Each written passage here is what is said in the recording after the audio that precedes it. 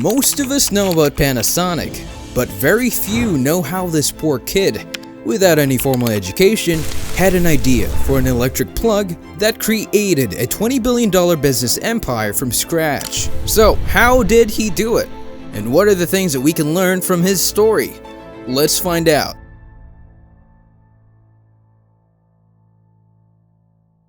Konosuke Matsushita was born in a very poor family.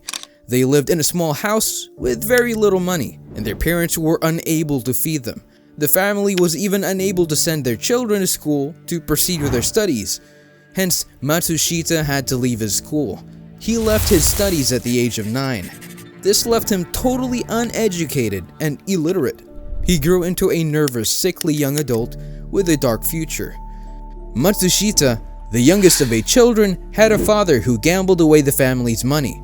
To help his family survive, he started working at a small shop to gain some working experience. At the time, his life was not easy. His day began at the crack of dawn with the cleaning of the store where he worked at. Later, he had to look after the children of his employer. For a few years, his life continued in this manner.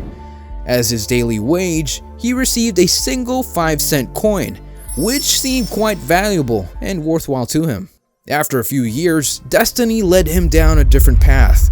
When the store where he worked for closed, he had to look for a new job. He got a job at a bicycle shop, where he was treated very well by his bosses. He worked there for 5 years before leaving and quitting his job in order to find work that would allow him to complete his education during the night. When he turned 15, he started to work for Osaka Light, an electric company. He started taking an interest in sockets, lights, and bulb manufacturing. This was the time when cars were becoming popular. During his working period at Osaka Light, Matsushita learned that electricity could be the wave of the future. He was given the project of wiring the major theater, which enhanced his abilities and skills. During his job at the company, he used to work during the daytime, and at night, he started learning skills on his own by manufacturing the bulbs and sockets. Matsushita rose quickly through the ranks and eventually became an inspector, a respectable position in which many people would have happily remained until retirement. Matsushita may have considered it. However, while working at Osaka Light, he was able to develop a new type of light socket that was superior to anything on the market at the time. Matsushita showed his boss the invention, who was unimpressed. Matsushita lacked capital and business experience, but he was driven and ambitious. As a result, he decided to build the device himself in 1917, and that was the start of his company, Matsushita Electric Industrial, which we know today as Panasonic. Matsushita started his business with the help of his wife and 3 eager assistants. The 5 had a combined education of less than a high school diploma and no experience manufacturing an electric plug, but they were ambitious. They worked long hours, 7 days a week, in a cramped 2-room tenement house. They had finished a few samples of the new product after several months. But even after working days after days on his excellent product, no one was willing to buy from him. He got no orders for months, and later the months turned into a year. He was unable to sell even a single product, and as a result, Matsushita turned bankrupt. He sold his furniture and also borrowed some money for his survival. He thought about giving up his dream and returning to his previous job, thinking his boss was right. There is no value in his products. One early morning, he thought to try his luck for the last time. So he left his house early in the morning, roaming the streets in search of any order that will allow him to survive another day. Feeling disappointed, he was about to give up when a miracle changed his destiny. He got his first order of 1,000 pieces. This was the start of his luck. He persisted, and eventually people began to buy the plug because it was better in quality and almost 50% cheaper. Matsushita kept his business alive by accepting contracts for other items, like insulator plates. By 2022, his company was releasing new products every month. He was also working on business strategies that would set him apart from his competitors. He discovered that a new product had to be 30% better and 30% less expensive than an existing product on the market. He could sell a lot more of his products if he gave them away, so he pioneered a successful after-sales service program. Matsushita soon began focusing on bicycle lamps, a necessity in Japan that had a bad reputation for failing all the time. Matsushita recognized that an efficient lamp for his country's millions of bicycles could become a popular item, so he created one. Despite its initial failure, his bullet lamp eventually became the standard against which the entire industry was judged.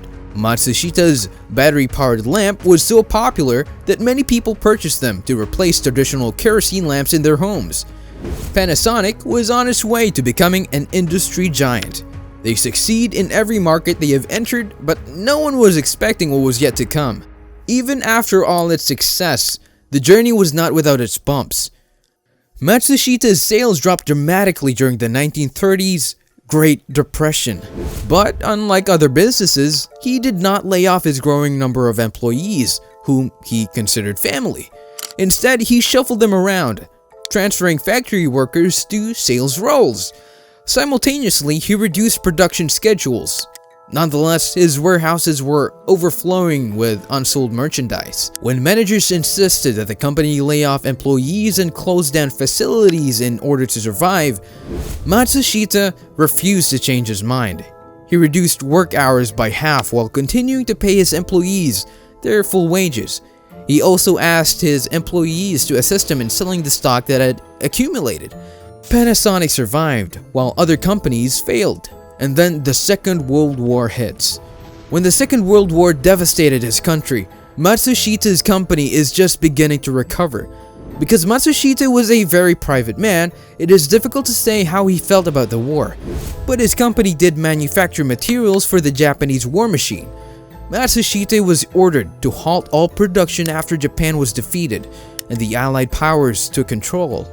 Panasonic was subjected to severe restrictions because his company had produced products to aid Japan's war effort. It appeared to be the end of his company, as it had been for many other Japanese firms that had never recovered after the war. Matsushita was nearly removed from the helm of the company he founded, but his employees turned out to be his ultimate saviors and asked the military government to let him stay, and which they agreed. Matsushita convinced General Douglas MacArthur and other military governors to allow Panasonic to resume peacetime production. He promised that Japan would become a world power once more, but this time through peaceful means.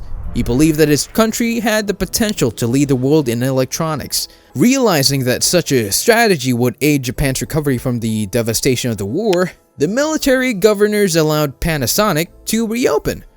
Matsushita and his management team began the rebuilding process. Panasonic was soon back in business and profitable. Employees were extremely happy.